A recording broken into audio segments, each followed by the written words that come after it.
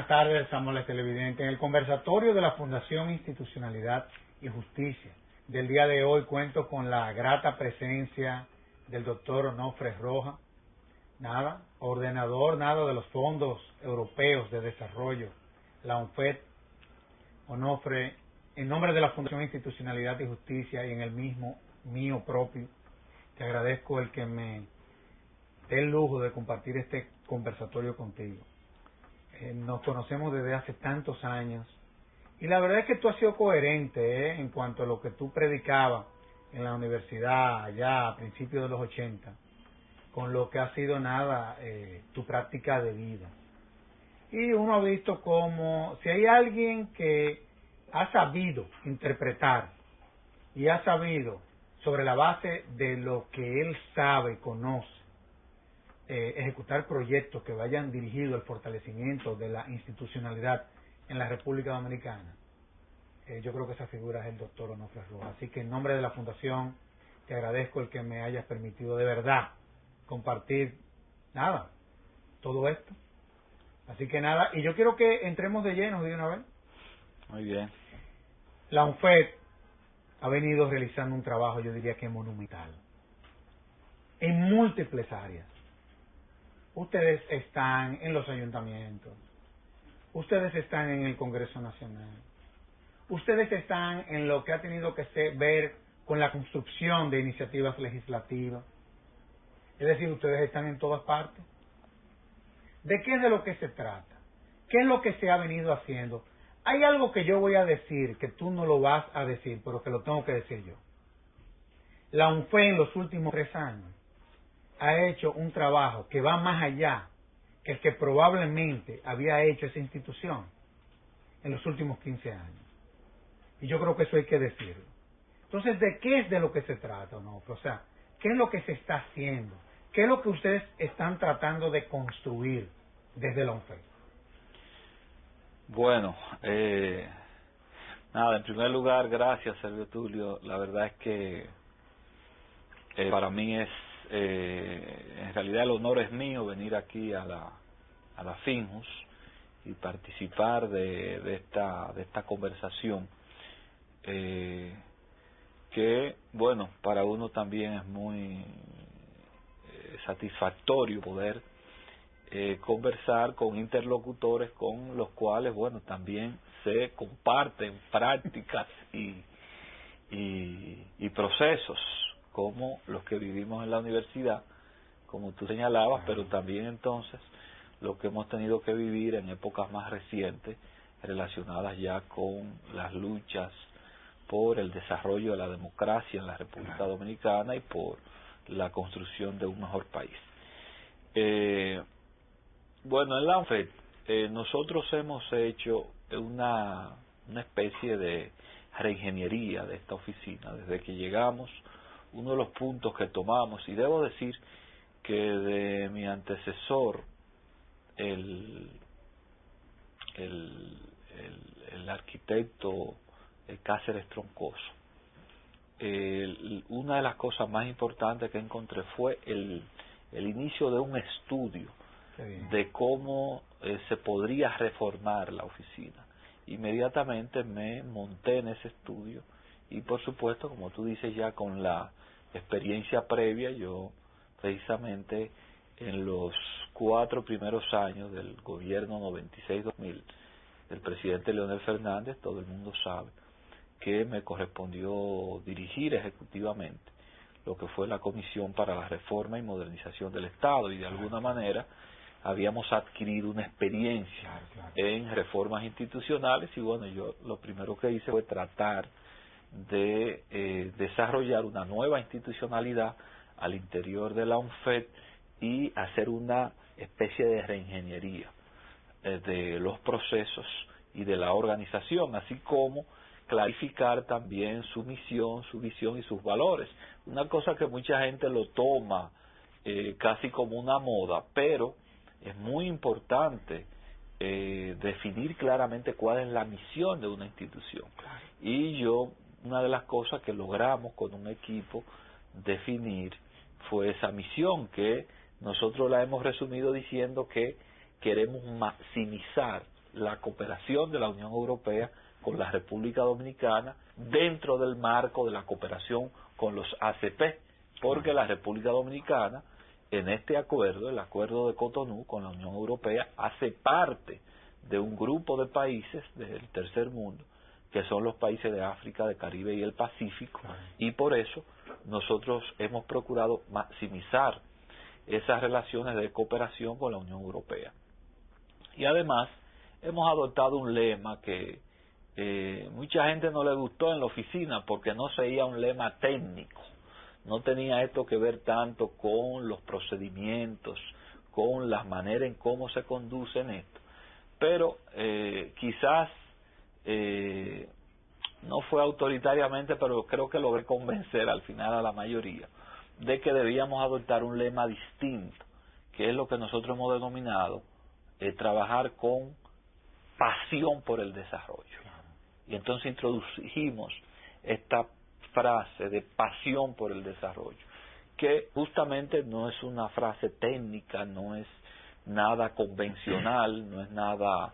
La gente me decía, pero eso se oye muy poético, eso no va. Y entonces es precisamente el hecho de llevarle a la gente la idea, comenzando por los mismos que trabajan en la oficina, que cuando ellos tienen un expediente de un proyecto, de un proceso, o sea, que le pusieran pasión a eso, o sea, que entendían por qué eso se estaba produciendo, porque justamente en esa oficina, es una oficina pequeña, relativamente, entonces la gente maneja múltiples programas y proyectos, pero sobre todo en la documentación. Entonces la idea es que la gente entienda cómo ese trabajo, si se quiere, burocrático, o sea, tiene repercusiones importantísimas en la salud de la gente, en los programas de salud, cuando hablamos de agua potable. Tú te imaginas, entonces se lo he explicado a la gente y mucho de nuestra gente entonces va a los territorios a participar, a trabajar junto con las organizaciones comunitarias, con los ayuntamientos, con las entidades locales.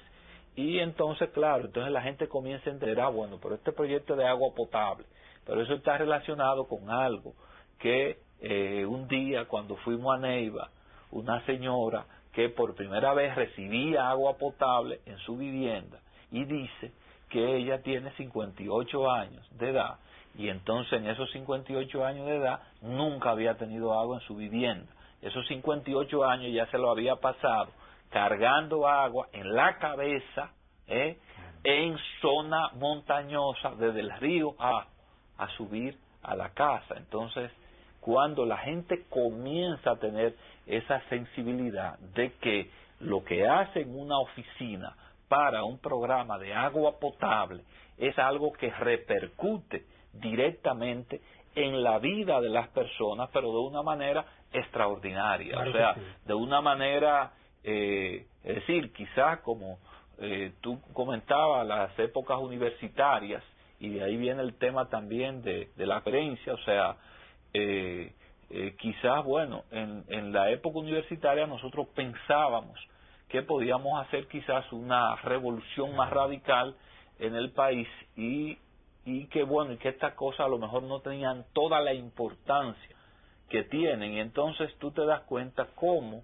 con un hecho concreto se liga con una idea revolucionaria, o sea, sí, para esas comunidades que nunca en su vida han tenido agua potable, es decir, yo creo que son hechos revolucionarios el lograr que esa gente pueda conectarse al desarrollo, lo mismo que si se lleva la energía eléctrica a un lugar que no ha habido, es decir, son procesos revolucionarios en las comunidades. Pero tú que has trabajado, por ejemplo, y ustedes que trabajan con todo este tema de la justicia, que por ejemplo han podido observar la cooperación que hacemos, por ejemplo con la Procuraduría General de la República, el sistema carcelario, o sea, yo quisiera que me digan si no es una revolución la cárcel modelo de Puerto Plata con relación al sistema antiguo. Son medidas efectivamente muy progresistas. Entonces, no, y es lo que tú dices. Yo creo también que en el caso tuyo, Tú de revolucionario pasaste a reformador, a un gran reformador, que no deja de ser o de romper con mucho de lo que eran los fundamentos y la génesis de tus principios. Sin embargo, la verdad es que cuando uno analiza todas estas cosas, uno se pregunta, bueno, ¿cómo desde la ONFE se han podido hacer tantas cosas? Y me explico. Nosotros vivimos en un país que yo no puedo decir que sea un país difícil, pero es muy complejo, en donde se han tenido que romper tantos mitos, tantas barreras, en fin, muchas veces hay tanta resistencia al cambio, cada cambio inclusive genera una crisis, es un verdadero campo de concentración. Sin embargo, cuando uno lee las memorias de la ONFE, evidentemente uno dice, oye, pero es increíble el trabajo que de esta institución se ha hecho. Hay algunas claves para Vamos a esto, ver. Sergio Tulio. En primer lugar, una de las cosas que hay que entender es que, por ejemplo, la cooperación con la Unión Europea, cómo nosotros hemos logrado maximizarla. En primer lugar, entendiéndola, o sea, hay que entender cómo funciona esto, cuáles son los códigos, y eso es una cosa que no deja de ser compleja. Es una cosa, es muy compleja, es una cooperación sumamente compleja. Los niveles de transparencia. Mucha gente se devuelve cuando ve los requisitos. Es una verdadera carrera de obstáculos. ¿Entiendes? Es una carrera de obstáculos. Entonces, hay que entender eso y hay que saber que hay que trabajar con ese nivel de rigor. Es la primera cosa. En segundo lugar, que en realidad lo que tenemos es una especie de cogestión con la Unión Europea. Entonces, bueno, ni la Unión Europea se le puede imponer al gobierno dominicano, pero tampoco el gobierno dominicano puede imponerle cosas a la Unión Europea que no estén dentro de su marco de funcionamiento. Entonces, por suerte, hemos logrado, particularmente tengo que destacar el papel del embajador Dino Sinigalia, que es una persona con un gran entendimiento de los procedimientos europeos, pero con una gran sensibilidad y una capacidad de diálogo muy importante, y además un hombre práctico. Entonces, ahí hemos coincidido absolutamente en eso, de que ambos tenemos esa capacidad dialogante y al mismo tiempo una visión pragmática de las cosas, porque no es solamente definir con claridad y tratar los problemas adecuadamente, sino cómo esto se lleva a la práctica. Entonces, yo creo que esto es un punto importante. En segundo lugar, que hemos estado incluso preparando a la gente. Parte del cambio que yo te decía que hemos hecho dentro de la oficina es que todo el mundo tiene que estar a la escuela. O sea, hemos creado esa cultura de que todo el mundo entre en procesos de capacitación a todos los niveles. Y a un centro de pensamiento incluyendo también. Exactamente. Y por supuesto esto en relación, como existen técnicos europeos también trabajando en las unidades técnicas de gestión, hemos creado una sinergia también entre la oficina nuestra con esas unidades técnicas de gestión y con la delegación.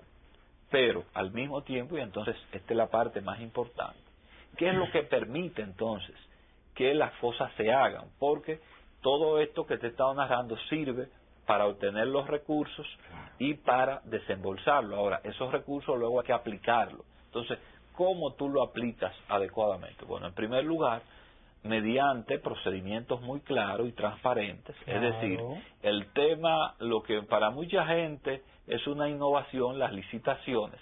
Es decir, para nosotros es el pan nuestro de cada día. Todo lo tenemos por licitación. No, y hay modelos que pueden resultar ser burocráticos desde otras instancias, y desde la ONFE son procedimientos totalmente normales. Son procesos normales y además procesos que efectivamente han demostrado que garantizan que las cosas se hagan. Claro, y que salgan bien. Y que salgan bien. Entonces, claro, mucha gente a veces se desespera porque al principio normalmente las fases preparatorias son duras. Es decir, exigimos que las cosas se planifiquen adecuadamente. Es decir, el tema de la planificación es un tema fundamental. Entonces, claro, no comenzamos, por ejemplo, ninguna obra que no esté previamente planificada, que no esté diseñada al detalle, que no esté preparada claramente y además y que no estén apropiados los recursos. Entonces, claro, nos tarda ese proceso, nos tarda el proceso adjudicatorio, pero una vez que esto comienza, entonces nos separa. ¿Qué es lo que le pasa a muchas entidades normalmente? Que comienzan obras sin tener la preparación adecuada. Pero que comienza más al no tener la preparación adecuada, exactamente, entonces puede pasar cualquier cosa. Entonces, ahora, ¿qué posibilidad hay de pero déjame decirte este otro punto, porque no quiero que se me pierda en lo de la gestión, que es el tema de las sinergias. Esto es clave, o sea, y hay gente que cree que eso es teoría, es decir, en términos prácticos, o sea, a nosotros nos ha dado extraordinarios resultados. Entonces, ¿qué pasa? Si nosotros vamos a trabajar con agua potable, hay una entidad del gobierno, hay varias entidades del gobierno especializada en agua potable. Todas las cosas que hacemos, que hemos hecho de agua potable en la capital, en el Distrito Nacional, provincia de Santo Domingo, con la CAS. Con el órgano rector. El órgano rector. Todas las cosas que hemos hecho a nivel de acueductos en el resto del país, con el Instituto Nacional de Agua Potable y Alcantarillado. Y no hay una dispersión entonces. Y entonces, claro, eso nos garantiza una normativa adecuada, nos garantiza la asistencia técnica adecuada, la dirección adecuada, pero además que te ponen recursos y eso te incrementa los recursos ya propios de la cooperación. Eficiencia, ¿eh? Pero además, entonces, no hay un lugar, por ejemplo, poniéndote todos los acueductos, donde no involucremos incluso los ayuntamientos a nivel local. Eso es fundamental. Y sobre todo las comunidades organizadas.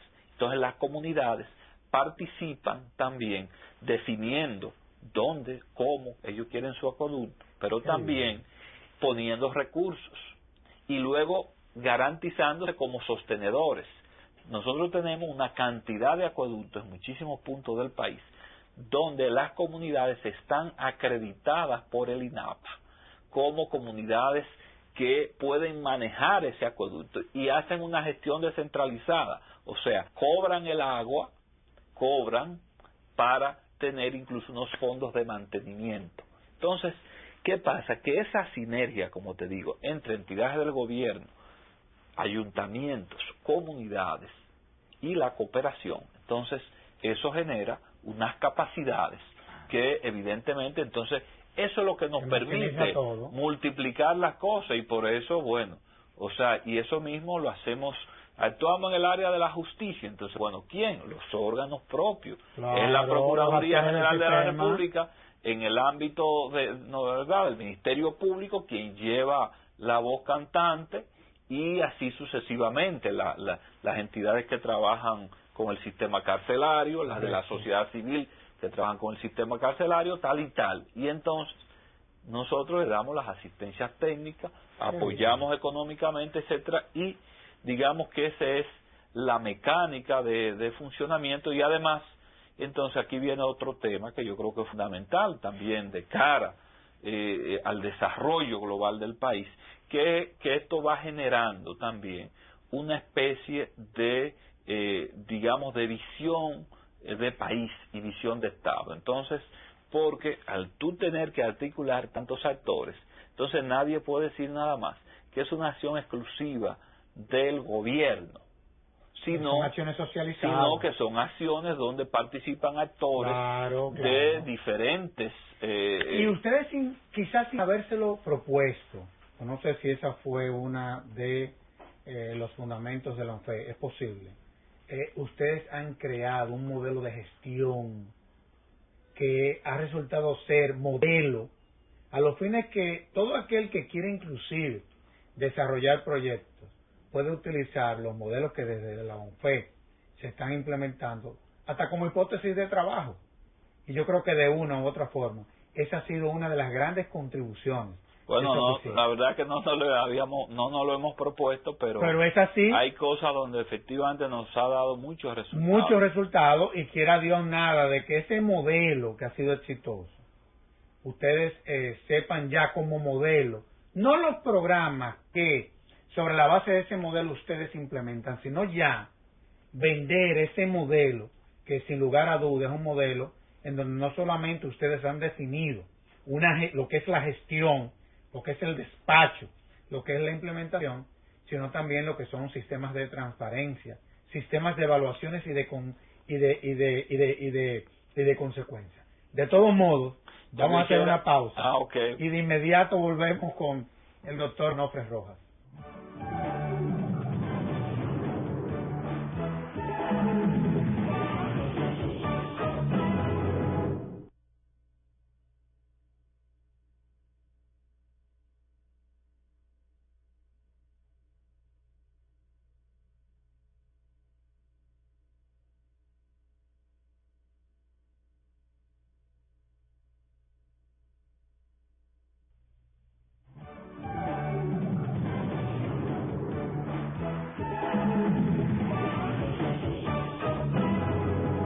Onofre, como médico al fin, tú me mencionas el agua, y vuelvo y me menciona el agua, y bueno, y el trabajo que desde la UNFE se ha venido realizando en esa dirección. Sin embargo, nosotros como Fundación Institucionalidad y Justicia, no decimos que eso no deja de ser institucionalidad, porque uno de los grandes trabajos y de los grandes aportes que ha hecho la UNFE es que se ha convertido en una institución educativa, vive educando a la población. Eso es increíble. Y nosotros somos testigos de eso, porque implementamos un proyecto, el de Justicia y Ciudadanía, que llevó a la Fundación Institucionalidad y Justicia a conectarse con más de 500 organizaciones comunitarias a nivel nacional. Es un trabajo espectacular, y monumental, digámoslo así. Ahora, ustedes han hecho un trabajo que va dirigido al fortalecimiento de los actores del sistema de justicia. Y quiero comenzar con algo que tú has venido citando, pero que quiero que comencemos a aterrizar. El trabajo que se ha hecho en las cárceles del país. Anterior a la implementación del nuevo modelo, que es el que ustedes vienen promoviendo y el que vienen financiando, inclusive uno de los grandes temores de nosotros como fundación es que cuando esta cooperación se retire, ¿cuál va a ser realmente la sostenibilidad de unos programas que han resultado ser sumamente ambiciosos? Y yo quiero que comencemos por ahí, porque donde tú estás sentado, se sentó el presidente de la Corte Interamericana de los Derechos Humanos. Y él dijo que en una de las audiencias que se celebraron en su tribunal, en Costa Rica, pusieron como ejemplo de modelo a seguir el nuevo modelo penitenciario que se ha venido implementando a través de la UNFED en la República Dominicana. ¿De qué es de lo que se trata? O sea, ¿cuál es el cambio? ¿Cuál es la visión? Y vemos nada, que eso sigue. El procurador ya se pronunció y dijo que iban a abrir 3 cárceles más. Sí. Es sobre la base de ese modelo. Sí. Bueno, yo creo que la gran ventaja que tiene este proceso que hemos seguido apoyándonos en uno de nuestros programas, que es el programa PARME, el programa de apoyo a la reforma y modernización del Estado. Dicho sea de paso, justamente cuando yo dirigía la Comisión de Reforma y Modernización del Estado, fuimos nosotros que nos tocó hacer todo el proceso de diseño y negociación con la Unión Europea para que la República Dominicana obtuviera ese programa. Un programa que hay que agradecérselo al presidente Leonel Fernández, que tuvo la visión de, incluso antes de juramentarse como presidente de la República, fue el presidente Leonel Fernández quien le pidió en Bruselas a la Unión Europea que cambiara incluso lo que era el sector de concentración en el cual la Unión Europea iba a orientar su cooperación, porque ya eso estaba definido cuando el presidente fue electo. Estamos hablando de finales de julio del año 1996. Entonces, el presidente Fernández en ese momento fue a Bruselas, le acompañó el doctor Mats Puig, quien para entonces era el gobernador de Lomé.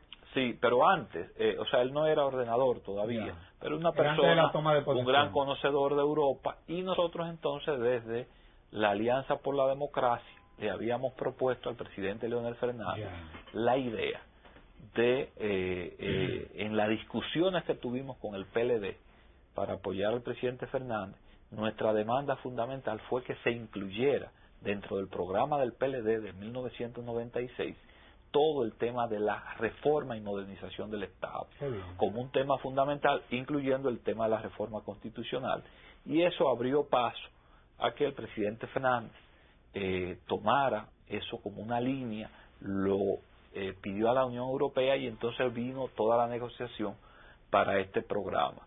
Lamentablemente ese programa quedó listo para entrar en funcionamiento. El gobierno anterior del presidente Hipólito Mejía no le dio la importancia que tenía, o sea, porque el programa comenzó propiamente precisamente en ese gobierno, pero no le dieron el carácter que tenían que darle y no aprovecharon adecuadamente esos recursos. Por eso, gran parte del aprovechamiento del programa y de sus recursos se ve justamente en esta gestión, pero ese fue un programa que nosotros lo dejamos listo ya en el año 2000 para empezar. Entonces, se consideró que el área de justicia era fundamental y dentro de ellas todo el tema del sistema penitenciario. Se hizo todo un diseño, se hicieron los estudios del lugar y entonces se hizo esta conceptualización del nuevo modelo. Pero, ¿qué es lo importante? Lo importante es que esto no se hizo nada más desde un equipo técnico que sugirió el nuevo modelo, sino que se hizo con la participación de los actores fundamentales, comenzando por la propia Procuraduría General de la República, los agentes penitenciarios, se creó la escuela penitenciaria. Exactamente. Es una verdadera revolución. Entonces, claro, esa escuela, por ejemplo, es la que viene formando incluso a todos los vigilantes penitenciarios, también a todos los actores del sistema.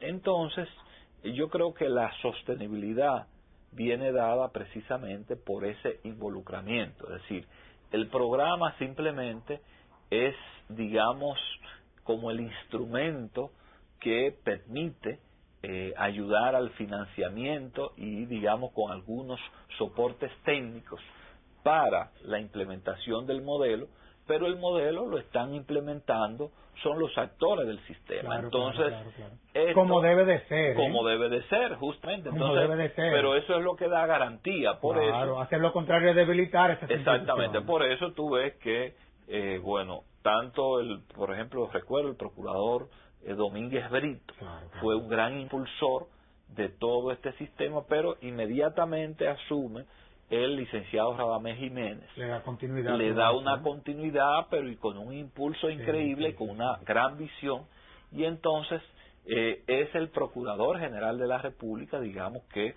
el principal abanderado de esta iniciativa. Entonces no es el ordenador, no es el PARME, no es la delegación de la Unión Europea, sino es el actor principal el que está abanderado de esto, y por tanto eso le garantiza una continuidad. El mismo gobierno, ya como conjunto, creo que tiene más conciencia de esto. También está la pastoral penitenciaria que ha estado involucrada directamente en todo este proceso, y yo creo que el mismo hecho que las familias de los propios internos, como les llaman en el nuevo modelo a los reclusos, estén involucradas, estén viendo las ventajas que esto significa. O sea, tú sabes la diferencia que es para una familia, es una garantía. Por ejemplo, que va, como yo he visto en la cárcel de Puerto Plata, familias, esposas con sus hijos, que van a visitar, por ejemplo, a un padre que está interno un domingo en la tarde, y los niños tienen un área de recreo, un área infantil, en la cual pueden convivir con su padre en condiciones que no son las condiciones aquellas de terror que producía y la situación de desgarro y desencanto que produce usted ver, por ejemplo, un padre detrás de los barrotes de una celda. Un campo de concentración. Entonces eso, es decir, al cambiar a esta nueva situación, entonces yo creo que en todo ese conjunto de la sociedad que está mirando eso, hay un respaldo social también para que se impulse cada vez más en la continuidad de este modelo. Y yo creo que ya es una responsabilidad nuestra como, digamos, autoridades de gobierno en el país, el garantizar que ese proceso continúe. O sea, yo creo que a pesar de que no hagan algunos elogios, incluso a nivel de organismo internacional, y esto es bueno, pero más que para, digamos, satisfacer algún ego en términos de país, yo creo que lo importante es que el país pueda sentirse cada vez más comprometido, involucrado en que socialmente esa es una problemática que hay que solucionarla en términos nacionales. Entonces, el nuevo modelo, es decir, tiene que convertirse en el modelo total en la República Dominicana. Ese tiene que ser el desafío, y para eso, por supuesto, que tenemos que continuar trabajando, profundizando la reforma de la justicia, la reforma del Ministerio Público, de tal forma que puedan terminarse la agilización de todos los expedientes, que se puedan clarificar todas las situaciones que hay en las cárceles dominicanas, de tal manera que podamos ayudar a descongestionar el sistema carcelario, y que entonces quienes tengan que permanecer internos en este modelo, es decir, lo hagan y lo puedan tener con dignidad. Yo creo que efectivamente esta es una gran tarea. Pero además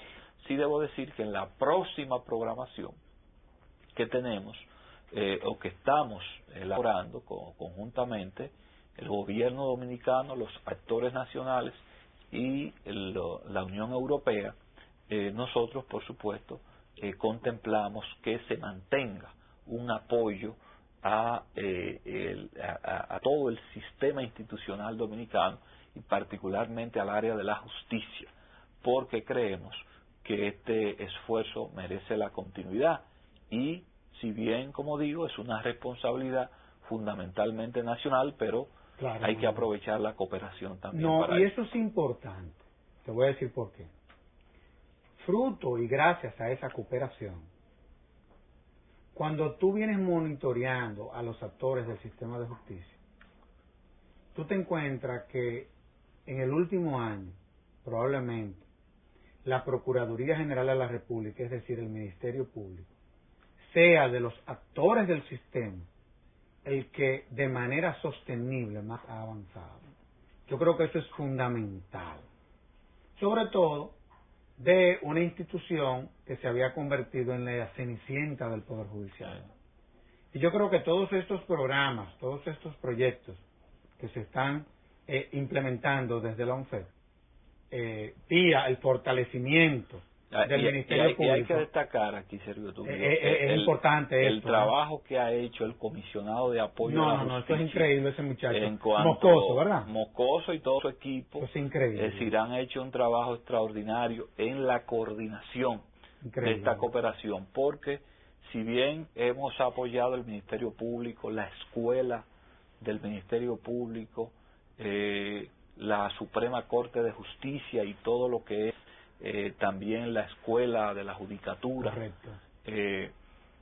así como también a la Comisión para la Aplicación del Código Procesal Penal, a la CONAE, exactamente, es decir, todo esto nosotros lo hemos hecho, y ahí viene la importancia, como digo, de esa sinergia. O sea, es el ente especializado del gobierno dominicano en la materia, es decir, el comisionado de apoyo a la reforma y modernización de la justicia, el ente entonces que coordina este conjunto de acciones. O sea, nosotros no hacemos ninguna de estas actividades directamente la ONFE, sino que se hacen a través de ese órgano especializado, ¿no, verdad?, y esto es lo que permite que esas cosas tengan éxito.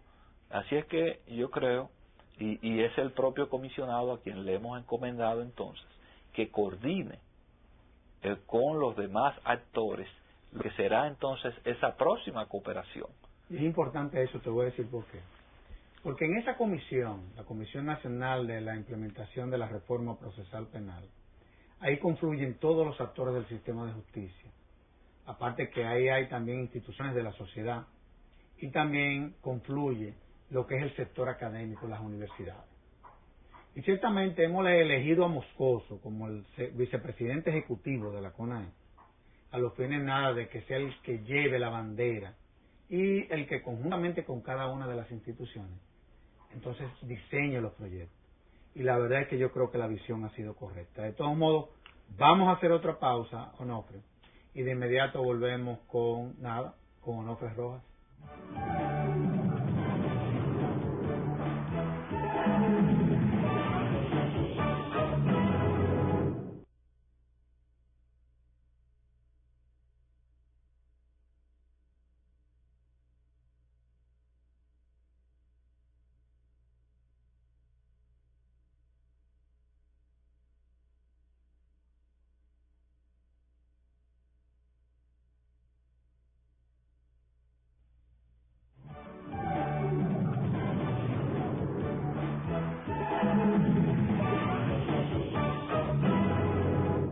Onofre, va a ser imposible, materialmente imposible nosotros poder abordar en una hora todo lo que han sido los programas que se vienen desarrollando e implementando desde la ONFET.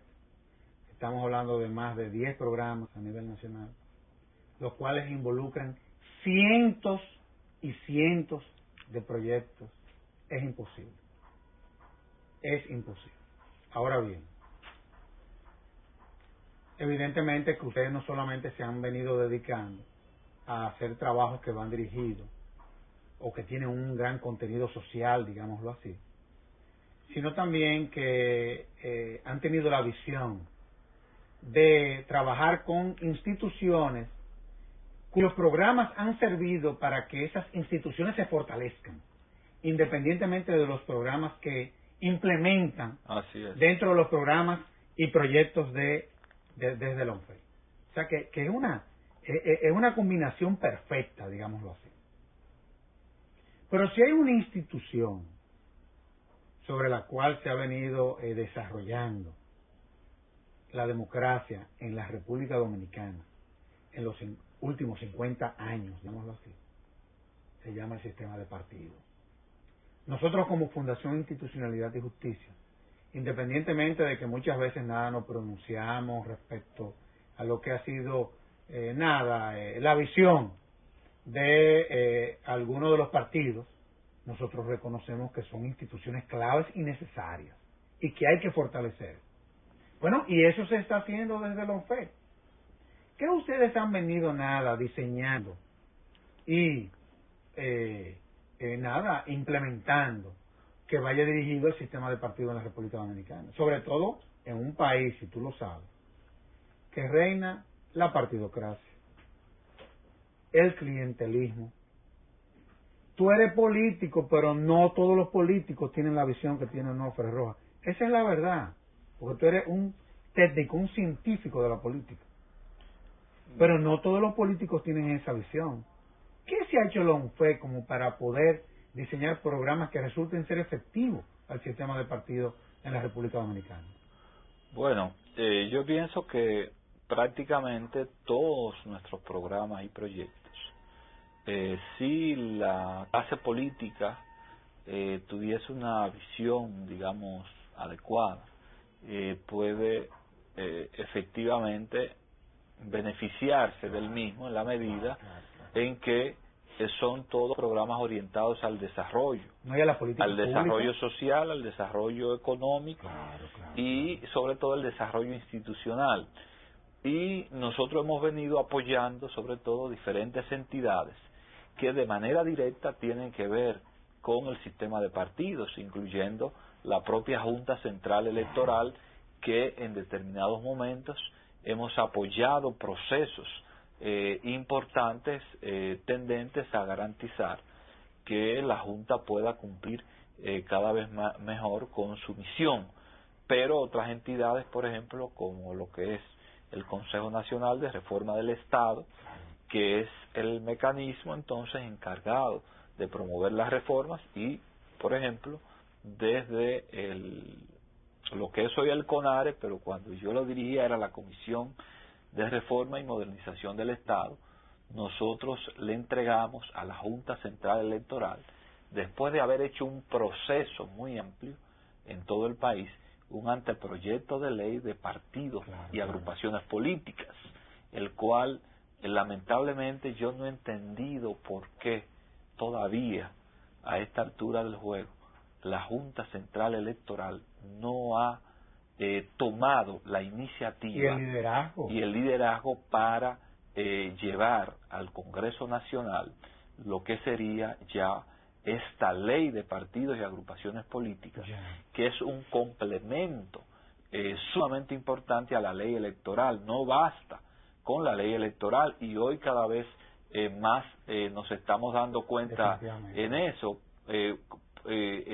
sobre todo en el sentido de que en un sistema democrático, o sea, y es la crítica incluso fundamental que se ha estado haciendo a la democracia en América Latina en los últimos años, que es el hecho de que la democracia en la región se ha convertido fundamentalmente en democracias electorales, es decir, democracias limitadas fundamentalmente a hacer elecciones periódicamente, y no necesariamente que el sistema político sea cada vez más democrático, más inclusivo, y que permita el desarrollo integral de las sociedades. Entonces, esto tiene que ver precisamente con el hecho de que los propios partidos políticos han devenido fundamentalmente en lo que muchos de ellos mismos se denominan como maquinarias electorales.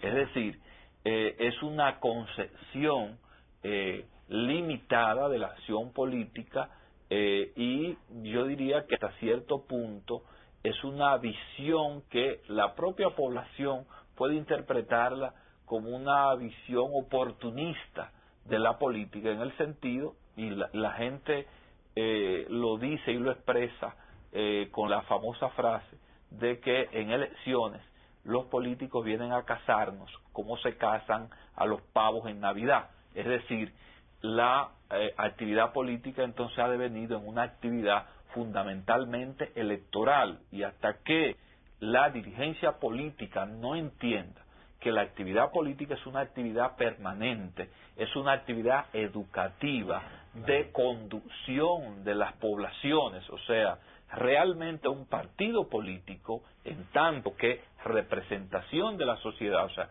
tiene que convertirse en un ente faro de luz de la sociedad para ayudar a conducirla, a que esa sociedad obtenga crecientemente nuevos objetivos políticos para su bienestar. Entonces, es todo lo contrario, o sea, los partidos políticos han devenido en instancias electorales cuya misión fundamental es conquistar el voto, pero una vez conquistado el voto, si te vi no me acuerdo. Entonces, esto es lo que viene provocando también un desencanto en las poblaciones sobre el sistema, sobre los partidos, sobre los políticos, y en consecuencia, a veces cuando estas cosas se dicen, hay gente que se dice y cree que se está en contra de los partidos.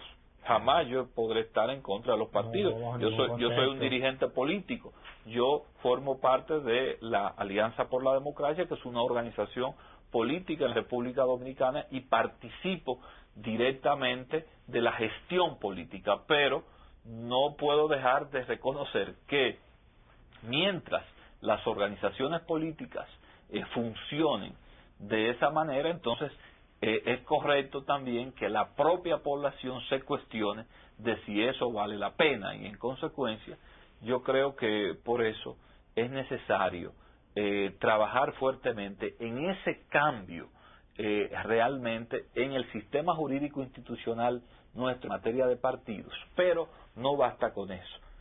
Hace falta cada vez más, y es el otro tema porque yo digo que en un sistema institucional lo más importante es, si bien el cambio de las normativas, lo más importante es también la propia cultura política de la población, porque precisamente es una de las dimensiones de la reforma, es la parte cultural, es la fundamental, claro, incluso, claro. O sea, una reforma no se limita al contenido de una norma, a lo que es la construcción de un espacio, no. Exactamente, es ese cambio de mentalidad. Por eso, por ejemplo, una de las entidades que nosotros hemos estado apoyando, que es la UNAP, en días pasados organizó un seminario sobre si meritocracia o partidocracia. Ese fue el título precisamente, donde una de las cosas que se cuestionan es decir, ¿por qué no tenemos la posibilidad, la capacidad de instaurar un verdadero sistema de méritos en la administración pública? Y esto lo venimos diciendo. Sin embargo, como se dice, del dicho al hecho hay mucho trecho. O sea, a mucha gente le cuesta entender que efectivamente una administración pública moderna, un país que quiera ir en la vía del desarrollo, tiene que establecer el sistema de mérito. Pero para eso, los propios partidos políticos son los primeros que tienen que entender que la función del Estado no es repartir empleo público, que la función de un partido político que quiera modernizar realmente el Estado es hacer que el Estado se convierta en un ente facilitador, en un ente fundamental para el desarrollo, en motor para el desarrollo. Y lo primero que tiene que garantizar un Estado moderno es una sociedad con elementos básicos de equidad. Equidad en la alimentación y en el sistema de salud de su ciudadanía, es decir, para garantizar unos estándares básicos de salud pública a la población y sobre todo también unos estándares educativos, es decir, el Estado tiene que ser el sostén fundamental para lo que es el desarrollo educativo de la sociedad. Y después, por lo otro, es un Estado que tiene que ser facilitador para que entonces las inversiones y el desarrollo de la iniciativa privada pueda multiplicar el sistema y las posibilidades de empleos en la población. Y eso es lo que te va a garantizar que exista un verdadero régimen de competencia en la sociedad y que entonces la gente no tenga que andar sudando detrás de unos candidatos para ver si obtiene entonces luego un empleo público. Y eso es lo que va a ayudar a eliminar ese sistema clientelar que tanto daño hace a la sociedad, al Estado y a los propios partidos políticos. En definitiva, los partidos políticos no se han dado cuenta que la tumba del propio partidarismo político está en el clientelismo, que es lo que más le gusta y es lo que más han aprendido gran parte de los políticos dominicanos. Eso es así. Ahora, hemos hablado y nos quedan 2 minutos de programa. Yo no sé qué tú tendrás que hacer para en 2 minutos responderme lo que te voy a preguntar. Hemos hablado del sector justicia, hemos hablado del sistema de partido, hemos hablado, bueno, cuando hablamos de función pública hablamos del Ejecutivo, ¿por qué no?